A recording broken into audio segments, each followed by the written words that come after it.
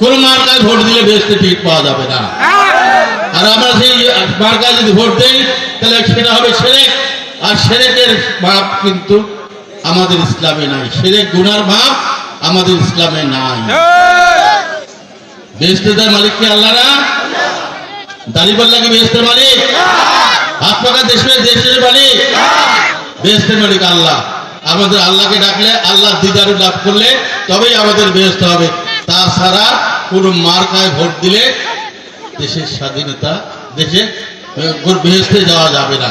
আরেকটি কথা বলতে চাই, এই দাড়িপাল্লার ভাইরা আপনারা অনেক বড় বড় কথা বলতেছেন, মাথায় টুপি দিয়ে ইসলামিক দল বলতেছেন, ইসলামের কথা বলতেছেন।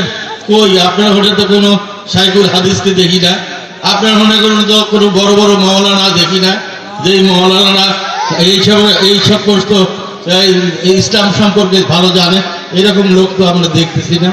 আপনারা দল করতেছেন, আপনারা বলেন, আপনারা কি বলেন? আপনারা সম্প্রীতিকালে বলছেন মেয়েরা পতিতা, বলছেন না?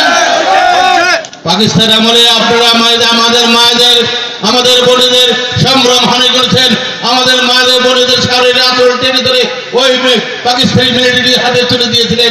আর এখন বলছেন মেয়েরা পতিতা। ভাইরা বলতে চায়, এই দলটি ক্ষমতায় গেলে এই বাংলাদেশের মানুষের যে কি হবে আমরা জানি না।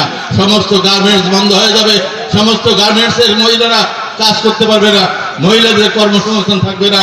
ইসলামে পরিষ্কার বা আছেন, আমাদের নবী পরিষ্কার শেষ ভাষণে বলেছিলেন, তার শেষ ভাষণে বলেছিলেন নারী এবং পুরুষ সমান অধিকার, সকলে কর্ম করার অধিকার আছে।